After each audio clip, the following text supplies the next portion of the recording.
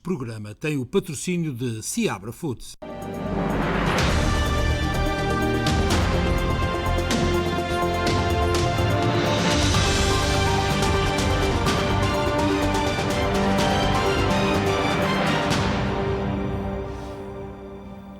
Bem-vindos a mais um especial informação, como é habitual, a atualidade diária na SPT e também nas redes sociais através do Facebook. O pacote de quase 2 bilhões de dólares para investimentos na próxima década em áreas como a saúde, a educação e o combate às alterações climáticas foi aprovado aqui nos Estados Unidos só com os votos do Partido Democrata. O gigantesco plano de reformas sociais do presidente norte-americano, Joe Biden, foi hoje aprovado pela Câmara dos Representantes, no que representou uma vitória fundamental antes da sua análise pelo Senado, que se prevê difícil. O texto, designado Build Back Better, em português Reconstruir Melhor, é um plano social e ambiental de 1,8 mil milhões de dólares, que prevê, nomeadamente, infantário para todos, créditos fiscais para as famílias norte-americanas e investimentos substanciais para reduzir as emissões de gases com efeito de estufa. Esta votação, na Câmara Baixa do Congresso dos Estados Unidos, ocorreu 3 dias após a assinatura pelo presidente democrata da primeira parte do seu grande plano económico, a sua Lei das Infraestruturas, o maior programa de obras públicas no país desde que a Eisover criou a rede de autoestradas interestaduais em 1956. Agora, a próxima etapa para o plano Reconstruir Melhor será o Senado, a Câmara Alta do Parlamento norte-americano, onde a sua aprovação se anuncia difícil, antes de regressar à Câmara Baixa, provavelmente em dezembro ou janeiro.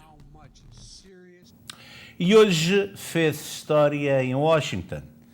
Kamala Harris, a vice-presidente dos Estados Unidos, protagonizou um momento histórico ao tornar-se, ainda que por pouco mais de uma hora, na primeira mulher presidente dos Estados Unidos, após Joe Biden lhe ter transferido os poderes para se submeter a uma colonoscopia.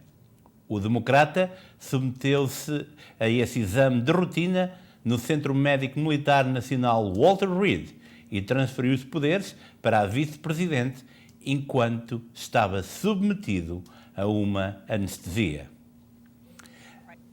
Ainda aqui nos Estados Unidos, hoje também soube-se que Kyle Rittenhouse, o jovem de 18 anos, foi ilibado de todas as acusações. O adolescente norte-americano, que matou 2 pessoas nos protestos do verão de 2020 em Kenosha, no estado norte-americano do Wisconsin, sai em liberdade. Kyle Rittenhouse, o jovem que matou 2 manifestantes durante um protesto antirracismo em Kenosha, nos Estados Unidos, há cerca de 15 meses, foi ilibado de todos os crimes. O governador do estado do Wisconsin enviou 500 elementos da Guarda Nacional para as imediações do tribunal onde decorreu o julgamento, antecipando possíveis confrontos. O jovem de 18 anos estava acusado de assassinar 2 pessoas durante um protesto contra o racismo, mas o júri de um tribunal norte-americano ilibou o suspeito, considerando que este agiu em legítima defesa. O verdicto foi anunciado no final da tarde de hoje, após 26 horas de deliberações pelos 12 jurados selecionados. Segundo a interpretação dos jurados, o principal argumento de defesa de Rittenhouse, a de que o jovem agiu em legítima defesa, prevaleceu sobre a acusação, que tinha pedido prisão perpétua por homicídio qualificado. Para além de terem ilibado o jovem da acusação mais grave, os jurados também decidiram que o jovem não pode ser considerado culpado de outras 4 acusações de homicídio e tentativa de homicídio. As vítimas, Joseph Rosenbaum e Anthony Huber, os 2 participavam numa manifestação contra a morte de Jacob Blake, um homem negro baleado por um polícia durante uma abordagem em Kenosha. Kyle atingiu ainda uma outra pessoa que teve de ser transportada para o hospital, mas sobreviveu. O tiroteio esteve no centro de um debate nacional sobre a posse de armas, a existência de vigilantes que fazem justiça por mãos próprias e injustiça racial nos Estados Unidos. Confesso apoiante de Donald Trump, Kyle respondia pelos crimes de homicídio, tentativa de homicídio e ameaça à segurança por carregar uma arma semiautomática na manifestação. Este incorria numa pena de prisão perpétua caso o júri considerasse que agiu com intenção. Contudo, após 3 dias de deliberação, o júri considerou que Kyle agiu em legítima defesa. Kyle H. Rittenhouse, not guilty.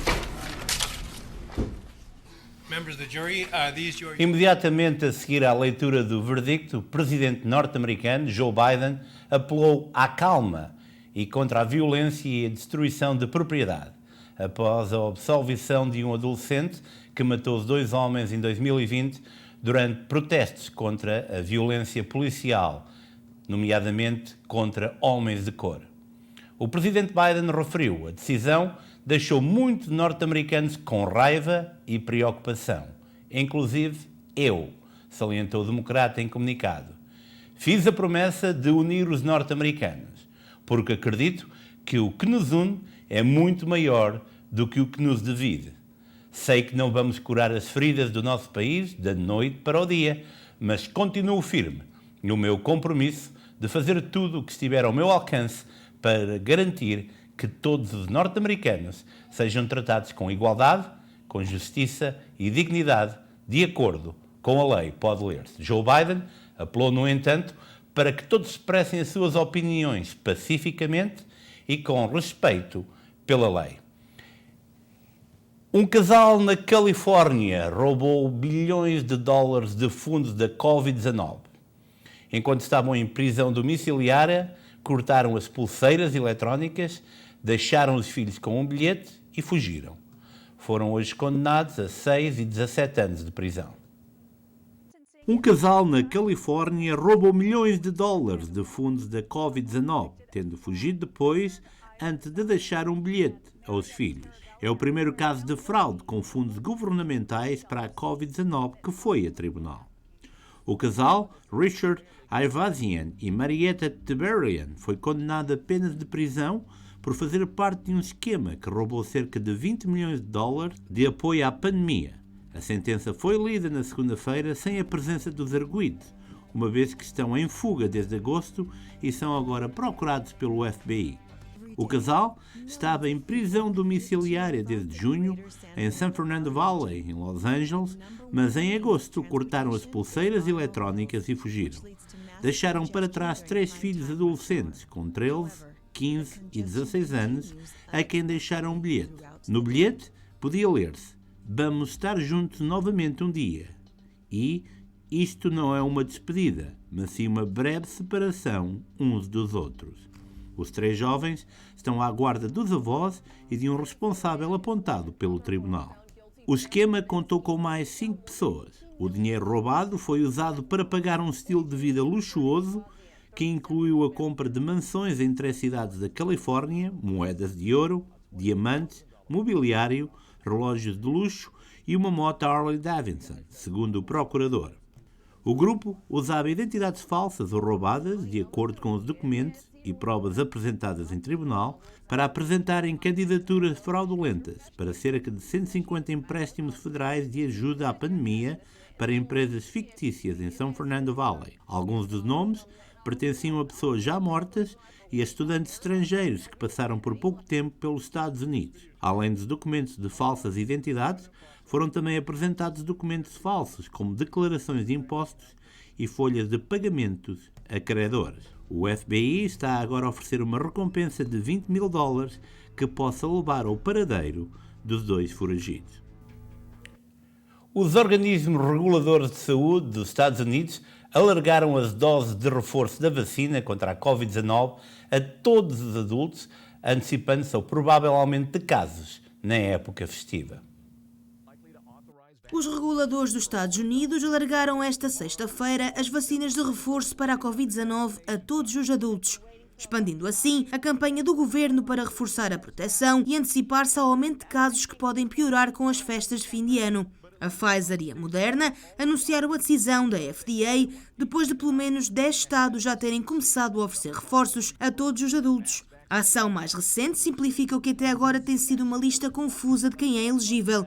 permitindo que qualquer pessoa com 18 anos ou mais possa escolher a dose de reforço de qualquer uma das empresas 6 meses após a sua última dose, independentemente da vacina que tomaram primeiro. Contudo, há mais um passo. O CDC deve concordar em expandir o reforço da Pfizer e da Moderna também para jovens adultos saudáveis. Se o CDC concordar, dezenas de milhões de americanos podem ter 3 doses da vacina antes do ano novo. E qualquer pessoa que tenha tomado a vacina de dose única da Johnson & Johnson pode também receber o reforço.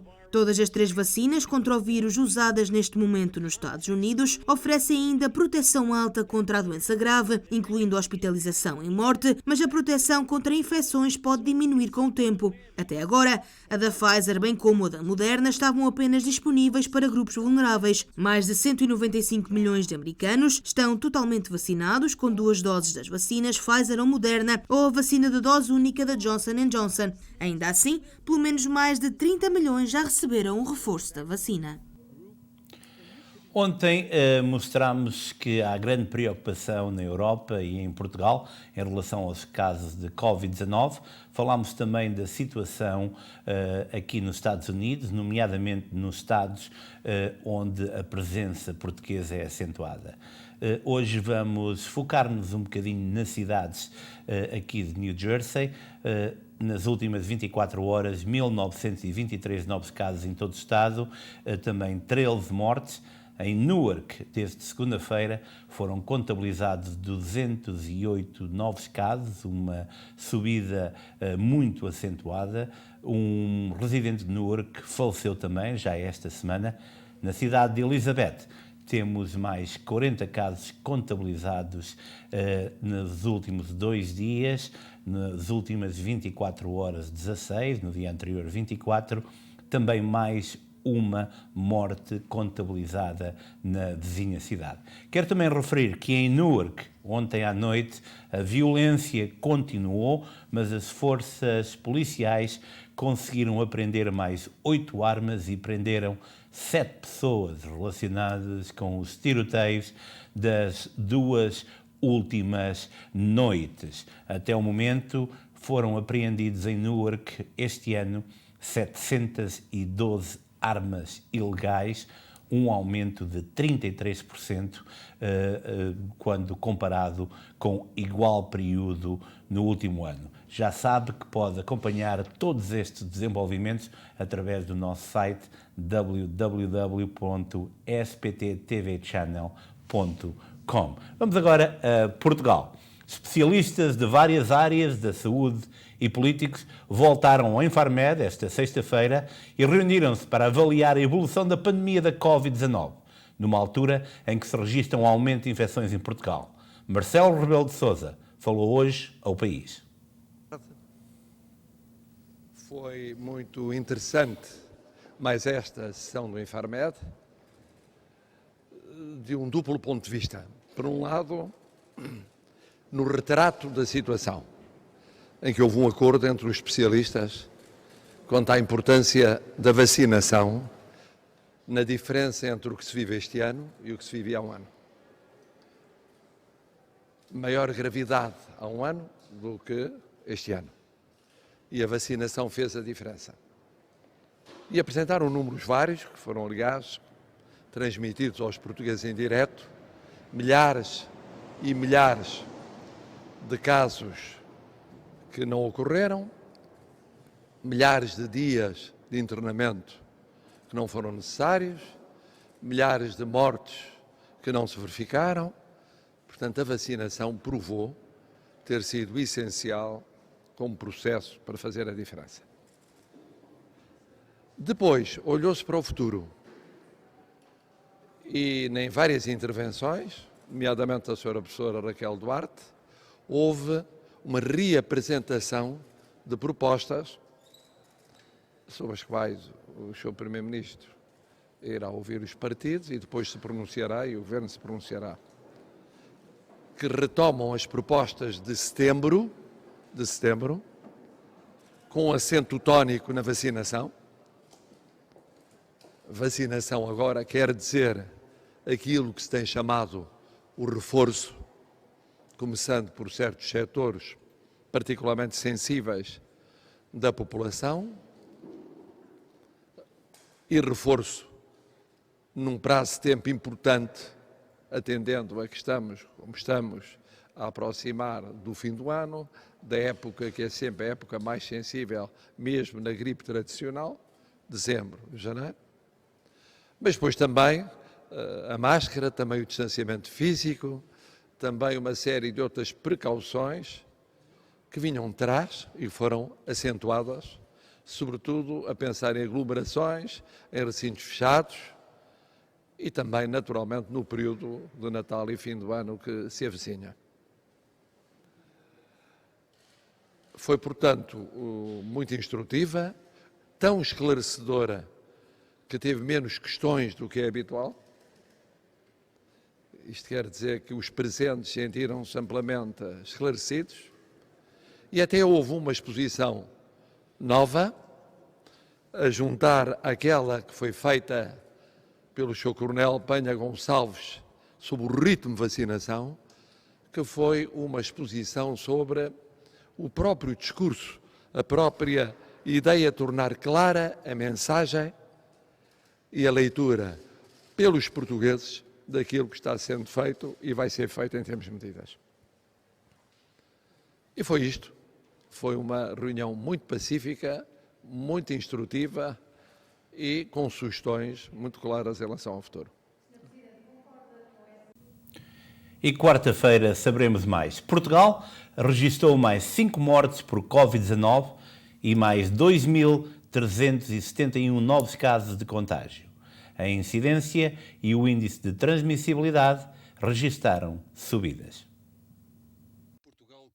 Portugal contabiliza esta sexta-feira mais 5 mortes e 2.371 novos casos de Covid-19. O boletim da DGS revela que estão internados 528 doentes, mais 5 do que ontem. Nos cuidados intensivos estão 79 doentes, mais 7 do que na quinta-feira. Por regiões, Lisboa e Val do Tejo conta com 900 casos e uma morte. O Norte soma 592 infectados e um óbito. O Centro contabiliza 458 contágios e 2 vítimas mortais. O Algarve conta com mais 225 novos casos e o Alentejo com 91. Segue-se o arquipélago da Madeira com mais 63 casos e um óbito e os Açores contam com mais 142 infecções. A taxa de incidência subiu e é de 191,2 a nível nacional e de 190,9 no continente. O RT, ou Índice de Transmissibilidade, também registra uma subida, fixando-se em 1,18 no continente e 1,17 a nível nacional.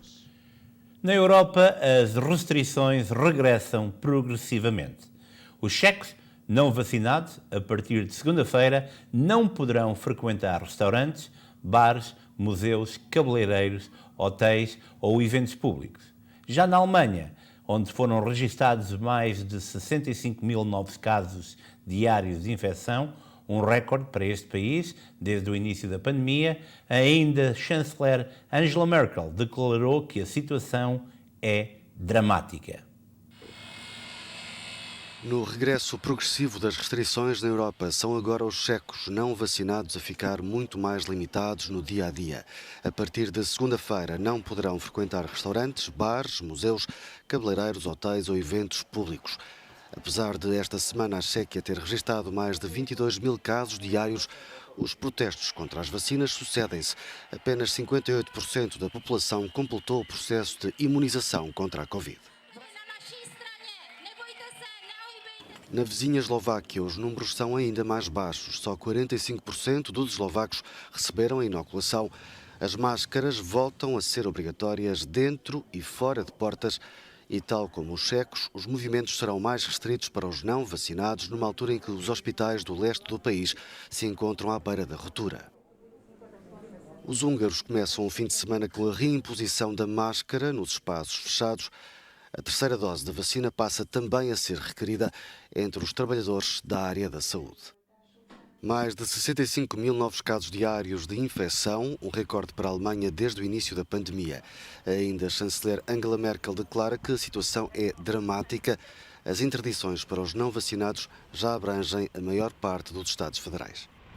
E como não há fumo sem fogo, a Áustria é o primeiro país da União Europeia a regressar ao confinamento da população, face ao ressurgimento dos casos de Covid-19.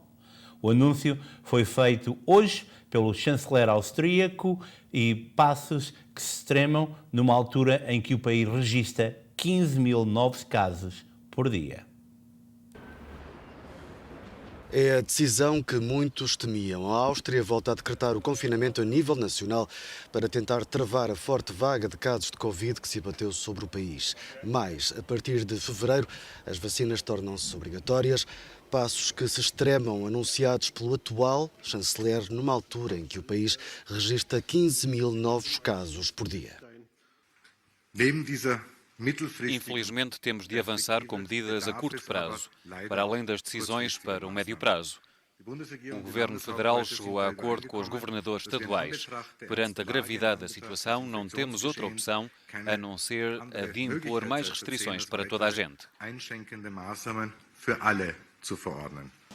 O confinamento entra em vigor a partir de segunda-feira. As autoridades sanitárias austríacas vão rever a situação a cada 10 dias para determinar o prolongamento ou não da medida quando a pandemia volta a levar toda uma população a ficar em casa. O vulcão em La Palma provocou até o momento mais de 550 milhões de euros de prejuízos. A erupção do vulcão Cumbre Vieja já causou a devastação de 866,1 hectares e a destruição de mais de 2.000 edifícios na ilha. A erupção do vulcão Cumbre Vieja, na ilha de La Palma, que já dura há 2 meses, provocou entre 550 e 700 milhões de euros de prejuízos. Víctor Torres explicou que para que La Palma tenha direito a receber fundos solidários da União Europeia, precisa de registrar danos superiores a 1% do produto interno bruto, ou seja, cerca de 430 milhões de euros. Com danos estimados entre os 550 e os 700 milhões de euros, as Ilhas Canárias poderão beneficiar, assim, desses recursos comunitários. Durante uma intervenção por vídeo, a decorrer nos Açores, Víctor Torres tentou demonstrar que a ilha de La Palma precisa do máximo possível dos fundos comunitários disponíveis. Para o presidente do arquipélago espanhol, não é justo que o seu governo regional receba apenas 500 milhões de euros da União Europeia, correspondendo ao montante global dos fundos a distribuir de acordo com os desastres naturais que ocorrem nos 27 países do bloco comunitário. Neste contexto, disse Víctor Torres, o governo das Canárias apresentará uma proposta para tentar fazer com que La Palma receba o máximo possível das subvenções europeias para a reconstrução da ilha. A erupção do vulcão Cumbre Vieja já causou uma devastação de 866,1 hectares e a destruição de mais de 2.000 edifícios na ilha.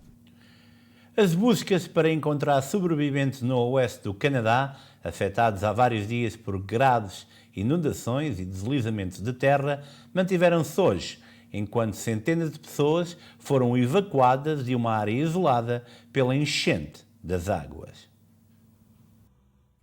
As chuvas torrenciais que caíram em poucas horas, desde domingo, na Colômbia Britânica, causaram deslizamentos de terra que destruíram estradas e infraestruturas e afogaram cidades inteiras, matando uma pessoa e deixando milhares de desabrigados, disseram hoje as autoridades locais. Na quarta-feira, Ottawa enviou o exército para reforçar a província, que está em estado de emergência, como já havia acontecido em julho, devido a gigantescos incêndios florestais. Em poucos meses, esta região da costa do Pacífico canadiano sofreu repetidos desastres naturais, desde um episódio de calor muito intenso no final de junho, consequência do aquecimento global. Hoje, equipas de resgate procuraram 3 pessoas desaparecidas perto de Pemberton, a nordeste de Vancouver, que foi atingida por um deslizamento de terra, tendo sido encontrado um corpo de uma mulher. Um pouco mais ao sul, em Hope, uma localidade isolada pela elevação das águas e deslizamento de terra, 200 pessoas foram evacuadas por um comboio especialmente alugado para chegar aos subúrbios de Vancouver.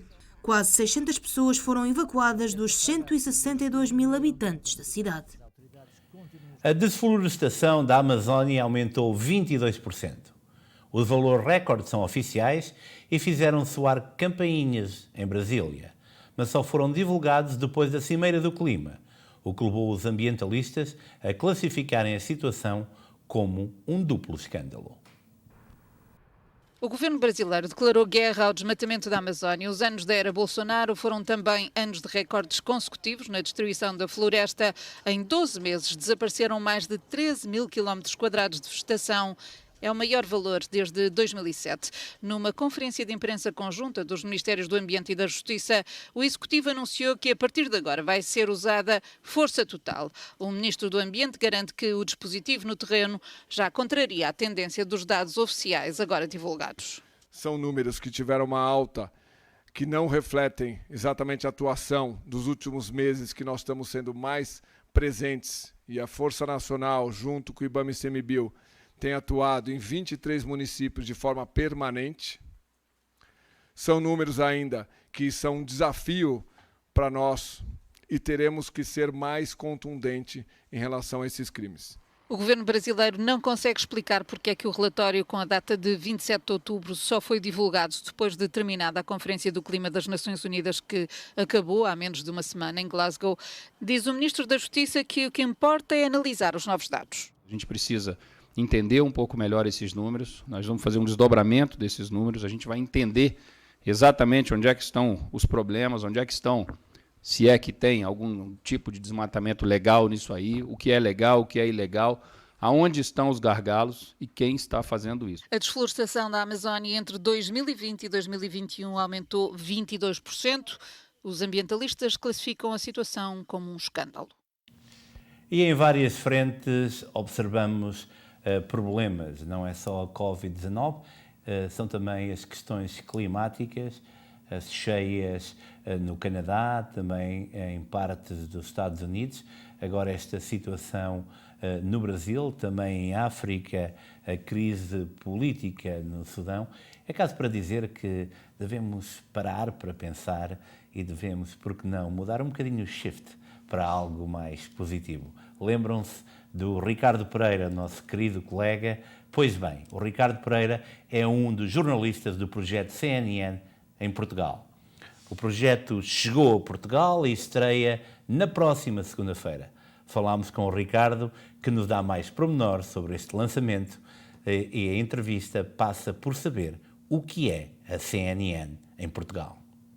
Portanto, as formações que tivemos com o pessoal daí dos Estados Unidos, que ainda cá estão, e pessoal da CNN do Reino Unido, o que eles querem fazer é dinâmicas de informar de forma diferente, ou seja, escolher 5, 6 temas diariamente e abordar esses 5, 6 temas diariamente com umas dinâmicas específicas entre o pivô, como tu és aí, e os reporters on camera, que é o que eu vou fazer, que vão estar na rua a acompanhar certos e determinados assuntos. Ou seja, as peças serão muito curtas, será muito à base do vivo e do comentário em estúdio. Portanto, é as dinâmicas norte-americanas aplicadas a Portugal. Tivemos formação para isso.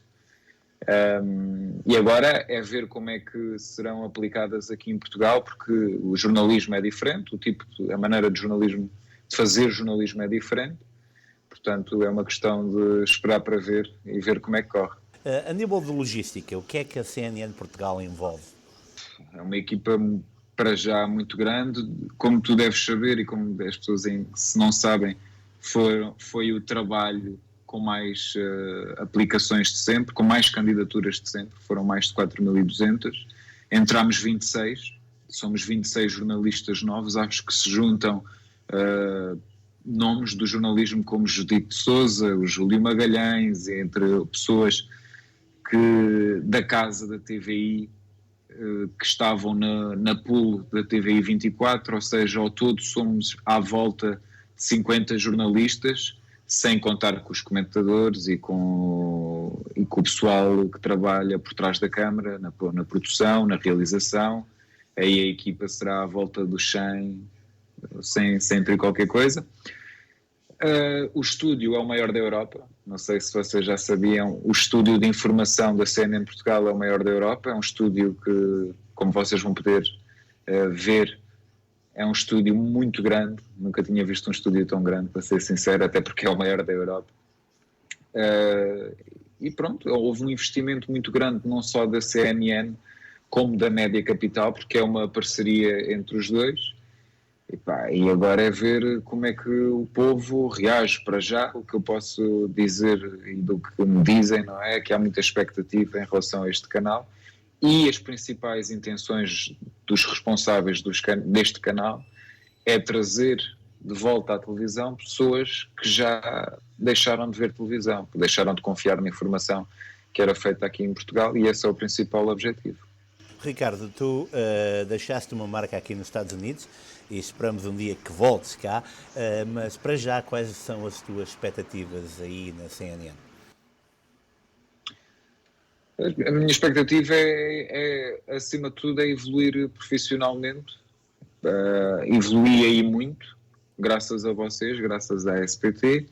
Agora é continuar a trabalhar com estes monstros do jornalismo aqui em Portugal. Por exemplo, eu tive formação de pivô com o Pedro Mourinho, que é um jornalista bastante conhecido. Trabalhar com nomes como Judito Sousa, Júlio Magalhães e entre outros nomes do jornalismo que sabem muito e que nos podem ensinar. E depois as dinâmicas de redação, de sair, chegar, fazer uma peça, tudo com base no tempo, e agora obviamente a vertente do direto, principalmente para mim. Portanto, o futuro, evoluir profissionalmente e voltar aos Estados Unidos é um dos objetivos, é voltar a essa casa que tão bem me tratou e que acho e sinto que é uma história inacabada. Obrigado, Ricardo. Cá te esperamos. Um tremendo jornalista a começar um novo projeto, e eu tenho a certeza, pela sua qualidade como profissional e também como ser humano, que vais conquistar audiências. O ator Leonardo DiCaprio produziu o documentário From Devil's Breath. Conta a história da comunidade de sobreviventes dos incêndios fatais de 2017 em Portugal e uma descoberta científica revolucionária que pode ajudar a proteger-nos a todos da emergência climática.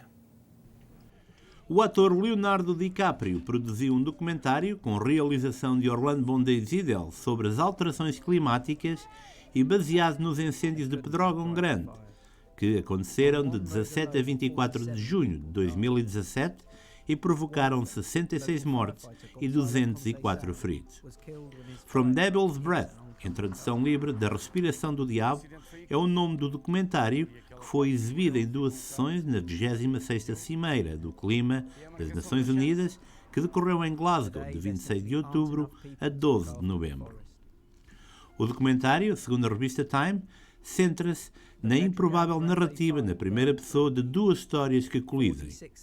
A história da comunidade de sobreviventes dos incêndios fatais, a lutar para garantir que os que viveram nunca mais pode acontecer, e uma descoberta científica revolucionária que pode ajudar a proteger-nos a todos da emergência climática.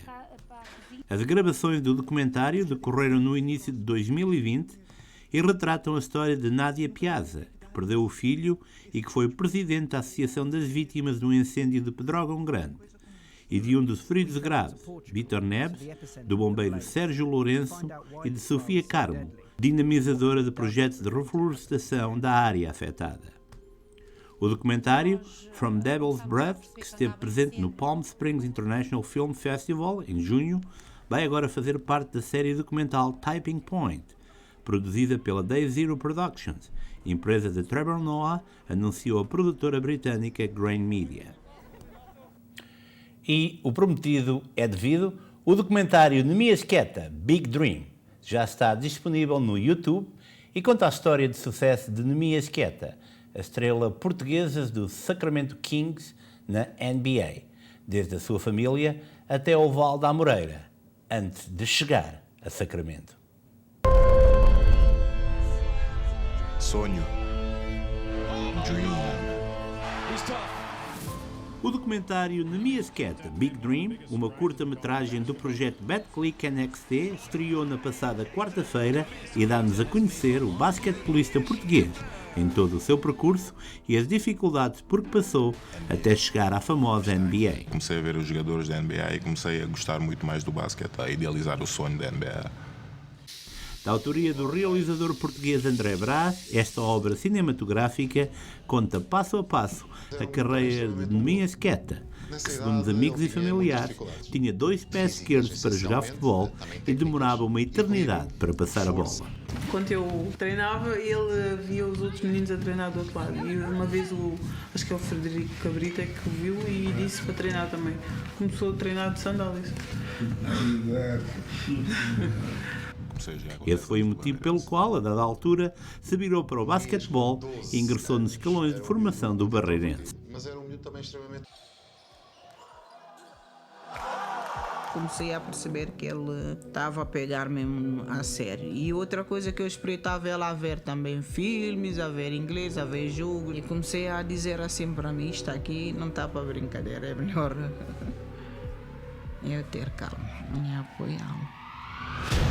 Este é um documentário sobre um sonho realizado, com muito esforço e dedicação, e assenta em verdadeiros valores de família, que guiaram e continuam a acompanhar Nemias na sua saga na mais emblemática das ligas do mundo.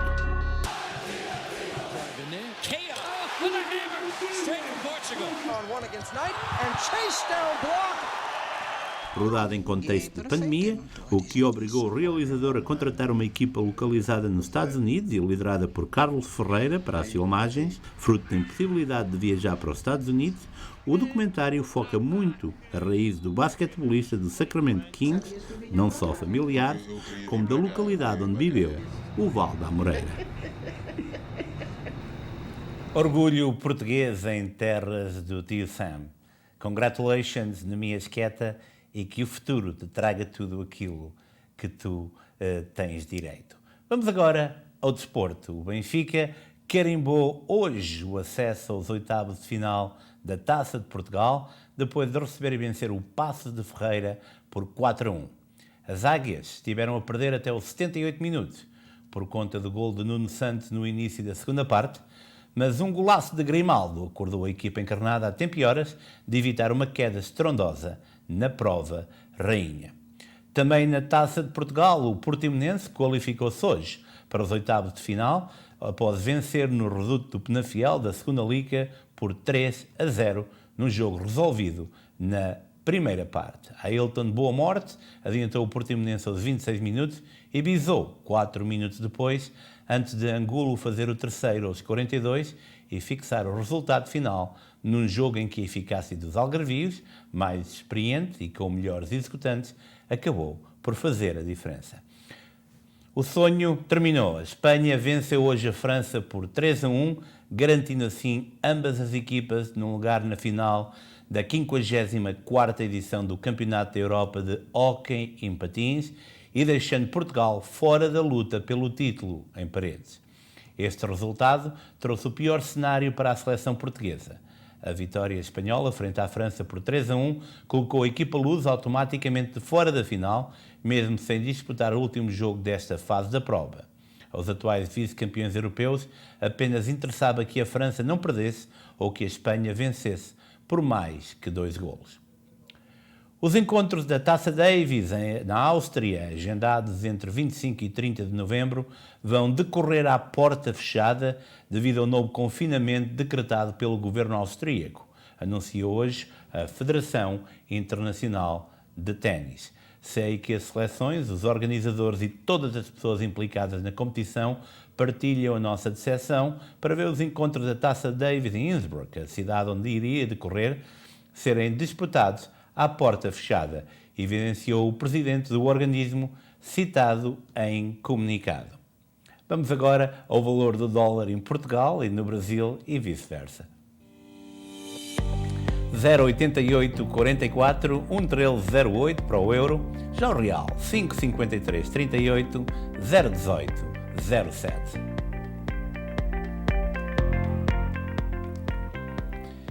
E o frio voltou e parece que vai ficar por aqui durante este final de semana, mas nada melhor do que sabermos as previsões do tempo pela nossa querida amiga Catarina, que às vezes brincamos e dizemos Catarina Rebimbas. Na meteorologia, para amanhã está previsto céu parcialmente nublado para Newark, com 49 graus, Filadélfia com céu parcialmente nublado, com 50 graus, Nova Iorque com céu parcialmente nublado, com 47 graus, Boston com céu parcialmente nublado com 47 graus. Hartford com céu parcialmente nublado com 48 graus. Danbury com céu parcialmente nublado com 48 graus. Miami com aguaceiros com 78 graus. Palm Coast com aguaceiros com 72 graus. Los Angeles com céu parcialmente nublado com 69 graus. São Francisco com sol com 62 graus. E são estas as previsões para amanhã, sábado.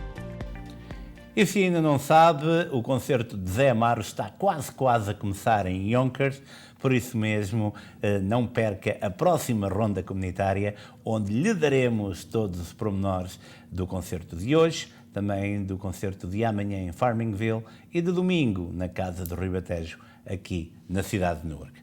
Agora vamos encerrar o espaço de notícias, voltaremos dentro de momentos com a linha aberta, por isso mesmo fique por aí, nós já voltamos.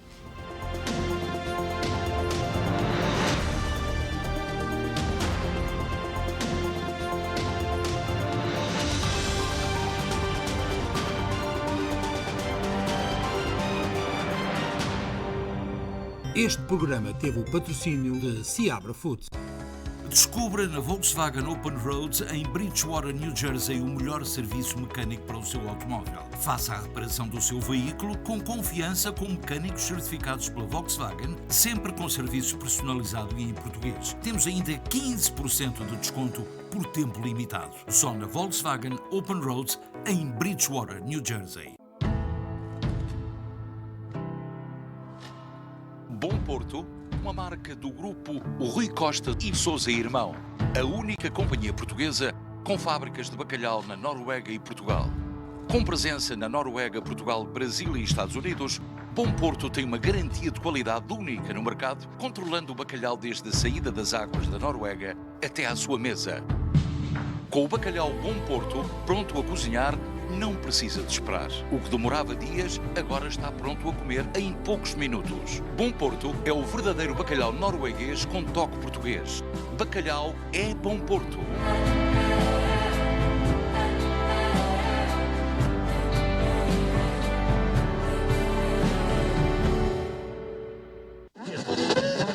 Você já tem à sua disposição em casa ou no carro uma estação de rádio em português a partir de Newark, New Jersey. Em parceria com a RDP Internacional, 24 horas por dia de música, futebol, notícias e boa disposição com programação local. E pode escutar nos aplicativos OTT, em RCP Rádio US. Ou, se preferir, em onda média na área do Ironbound no 1640. Ou então na internet, em radioclubportuguês.com. RCP, sempre no ar, sempre consigo. Vai de férias a Portugal? Quer alugar um veículo seguro e económico com todos os seguros? A Máxima Easy Drive está localizada em Aveiro e entrega-lhe o carro no aeroporto em Lisboa, Porto ou Faro e ainda em todas as capitais do país. Carros de todas as categorias a preços competitivos. Máxima Easy Drive. Telefone para 351-234-383-233. Há um produto que é comum a todas as mesas em praticamente todo o mundo. Pão. Pão.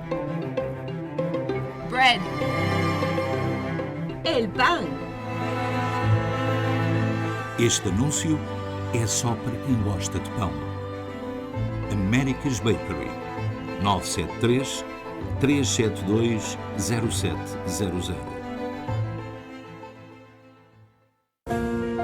Nos momentos mais complicados da vida, é preciso recorrer à ajuda espiritual de quem nos pode ajudar. Problemas de doença, casamento, trabalho, amor, dinheiro podem ser facilmente resolvidos com a ajuda de Sofia Espiritualista. Se não possui transporte próprio, Sofia desloca-se à sua casa. Escolha de 2 locais distintos em Pensilvânia e Newark e resolva rapidamente os maiores problemas da sua vida. Em Pensilvânia, no 819 da Eastern Road, em Warrington. Sofia Espiritualista.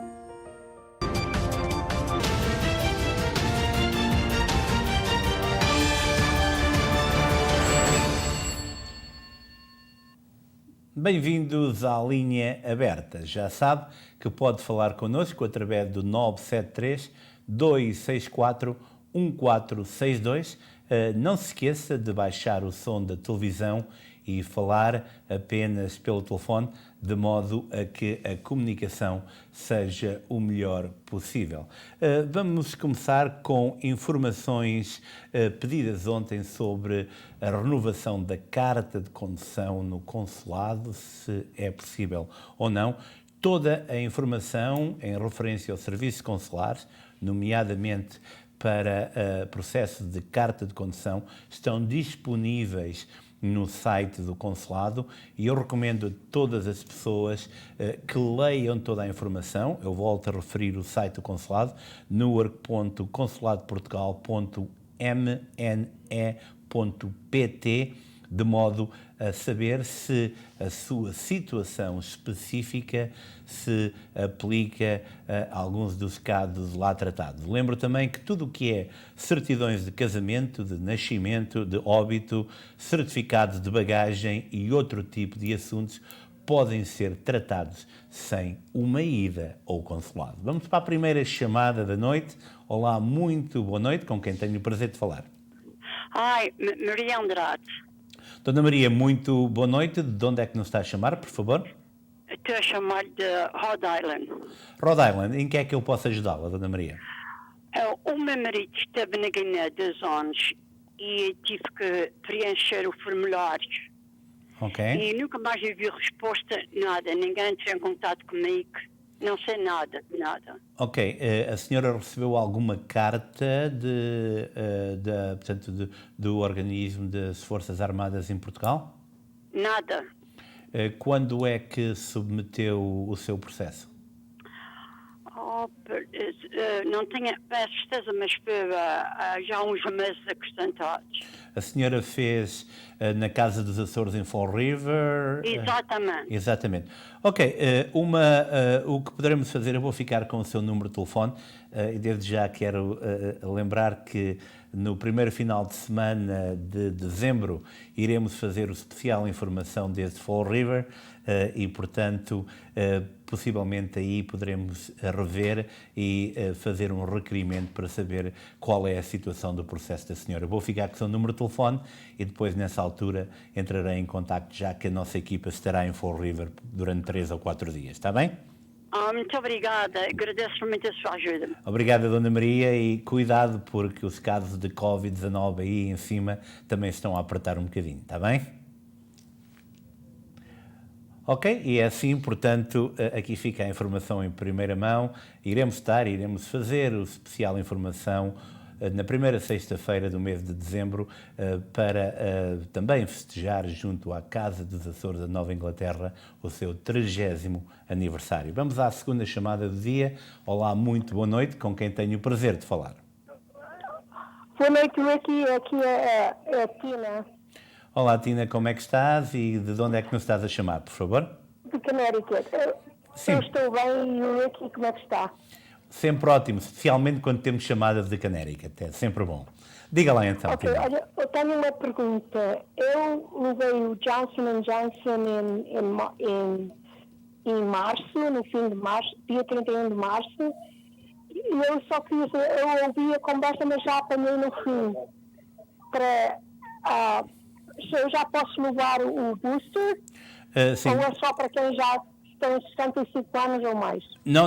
Neste momento, portanto, já pode levar o booster. O que eu recomendo é contactar, portanto, as autoridades de Connecticut e fazer a marcação, porque já pode. Neste momento, vários estados estão, portanto, a passar a mensagem que mesmo que não tenha ainda sido regularizado para todas as idades, as pessoas já podem pedir, portanto, esse booster e, nomeadamente, no seu caso, como já foi há mais de 5 meses, poderá já requerer esse booster. Está bem? Ok. Muito obrigada. Muito obrigado e boa sorte para si também. E cuidado também aí por Connecticut, porque, aliás, cuidado em toda a parte, porque muito depende daquilo que nós fazemos. Mantenha o uso de máscara, lave as mãos, distanciamento sempre que necessário, porque é bom. Vamos à próxima chamada. Olá, muito boa noite. Olá, muito boa noite. Boa noite. Podia-me informar, por favor, aonde eu poderia fazer o teste para poder viajar na próxima sexta-feira a seguir ao Thanksgiving? Ok, a senhora está em que área dos Estados Unidos? Kearney. Em Kearney. Portanto, vai viajar no Black Friday, na sexta-feira a seguir ao dia de... À meia-noite, exato. À meia-noite. Ok. À meia-noite ou à meia-noite e 5? Meia-noite e 5. Porque conta como outro dia, está a perceber? O que eu... Acho que é à meia-noite, não tenho certeza, mas acho que é à meia-noite e 5. Meia-noite, então já vai no sábado de manhã. Pois, e eu vou dizer porque é que eu fiz esta pergunta. Porque se faz o teste de antigénio, por exemplo, na quarta-feira, já são mais de 2 dias, está a perceber? Portanto, tem duas opções. Ou pode fazer na quarta-feira, por exemplo, no PISC, e eles entregam por e-mail o PCR na sexta-feira. Tenho a certeza que diz que vai viajar e que está lá logo de manhã, que é para o batch entrar o mais cedo possível. Ou então tem a segunda hipótese, que é ir na sexta-feira, ou PISC, ou a qualquer outra clínica, fazer o teste de antigénio e tem o resultado em cerca de 1 ou 2 horas e pode viajar também com o teste de antigénio. Está a perceber? Pois, está bem, obrigada. Ok. Mas então isso é Elizabeth, não é? O PISC é em Elizabeth, mas tem várias outras localizações. Por exemplo, tem aqui na Ann Street em Newark, pode fazer na quarta-feira logo de manhã, dizer à pessoa que vai viajar na sexta-feira, está a perceber? Mas aí está a tal diferença, é o facto de viajar no sábado às 5. À meia-noite e 5, e poderá ser um problema. Portanto, eu recomendo melhor fazer o de antigénio para não correr qualquer perigo, ou então ir também a várias clínicas em Kearney, onde poderá fazer, qual é o nome da clínica? Eu peço à nossa produção para me dar o nome. Urgent Care, que é ali perto do ShopRite, na Passaic Avenue, também pode aí fazer o teste de antigénio. Ok. Tá bom? Então, obrigada. Okay. Bom dia. Uma boa noite, peço desculpa. E isto é muito importante, porquê? Porque às vezes as pessoas dizem, eu vou viajar à meia-noite e eu fico logo com medo. Porque se é à meia-noite e 10, meia-noite e 15, poderá ser um dia a mais, e o de antigénio tem que ser feito 48 horas antes do voo, já o PCR 72 horas. Temos outra chamada em linha. Olá, muito boa noite. Boa noite. Com quem tenho o prazer de falar? Aqui é o António de Canérica. António, muito boa noite, como é que está? Boa noite, está tudo bem, obrigado. Olha, uma pergunta. Eu tive descontos em Portugal 7 anos, mais ou menos. Eu teria direito à reforma em Portugal, 7 anos de desconto. É claro que sim, meu amigo. Tem direito e deve requerê-la. Portanto, não tem que ir a Portugal, pode fazê-lo online, aqui, submeter todos os seus papéis, porque tem direito. O mínimo que poderá receber são 288,77 €. Eu sei porque ajudei hoje uma pessoa a submeter os papéis. Quando submete, o caso é analisado e deve ter uma resposta aproximadamente 3 a 4 semanas. É como... ok? Pode ir ao site, é muito fácil, portanto vai ao site de Segurança Social Direta, e aí, portanto, segue, tem que pedir, portanto, uma palavra-chave que lhe é enviada por e-mail. É melhor ser por e-mail do que por correio, porque senão tem que esperar 5 ou 6 dias úteis até que chegue, e aí começa o processo. É muito fácil, tenha a certeza, portanto, que toda a informação é correta. Está aqui, existe um mito que se ganha aqui para não fazer lá, não. Nunca vai ganhar menos. Poderá não ganhar na totalidade, só uma porcentagem, está a perceber? Portanto, faça tudo corretamente, porque vale a pena, é seu, trabalhou 7 anos, tem direito a ele. Yeah. E ainda estive um ano no ultramar, não sei se isso...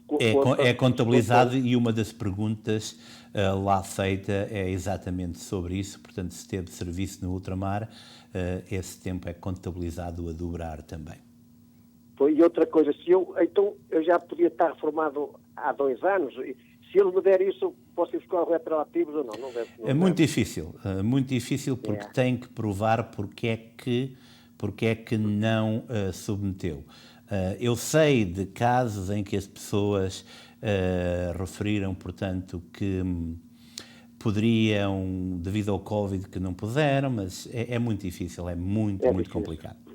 Tá bom? Ok. Muito obrigado. Olha, parabéns pelo seu programa. Todos os dias que vou para o trabalho de manhã, eu vou ser à rádio, é a minha companhia, meia hora que vou a conduzir. Obrigado, uma boa noite e felicidades aí para a Canérica. Está bem? Boa noite. Ok, obrigado. Boa noite. Boa noite. Okay. Bem, e agora, aparentemente, parece que não temos mais chamadas, correto? Vamos a um pequeno espaço comercial. Costa del Sol, o local perfeito para momentos inesquecíveis. Reserve para os mais diversos eventos, casamentos, batizados, festas sociais. Um espaço repousante e tranquilo. Amplo parque de estacionamento. Profissionalismo e experiência ao serviço dos nossos clientes mais exigentes. Costa del Sol. Bem, e agora vamos àquele momento por todos esperado, que são os aniversários. Hoje temos um e temos também um aniversário de casamento. Vamos lá então.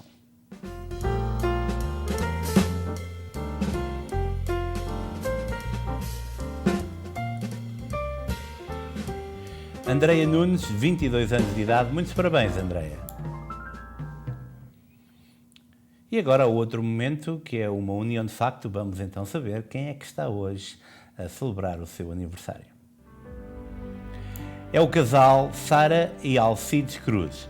60 anos de matrimónio, muitas felicidades, que tenham um ótimo dia, que desfrutem e que continuem a viver esse amor tal qual como no primeiro dia.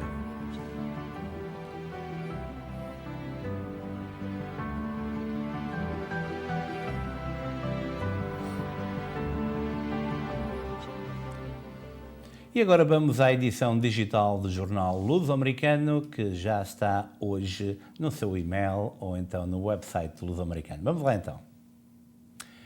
Reinauguração da placa de rua Pisk Place em Elizabeth, New Jersey, amanhã sábado, dia 20 de novembro. Faça ainda visita ao Museu da Coletividade, inauguração da mostra Escola Amadeu Correia, Somos Perto da História.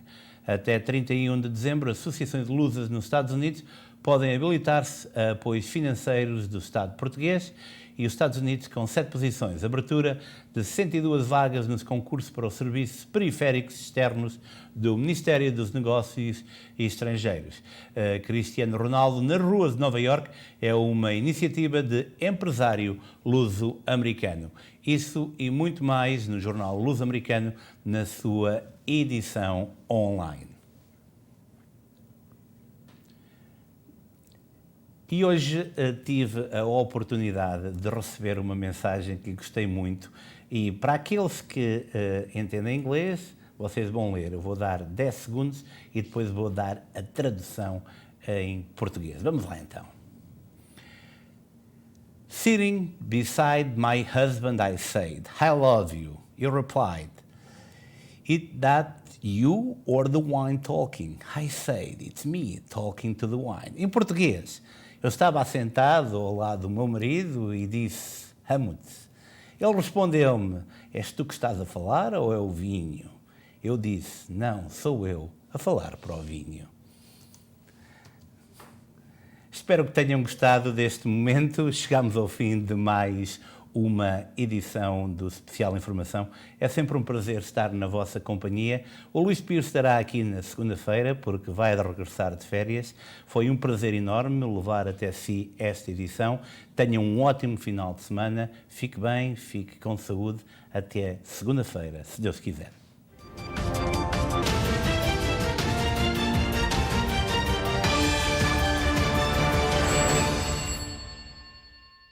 Este programa teve o patrocínio de Seabra Foods.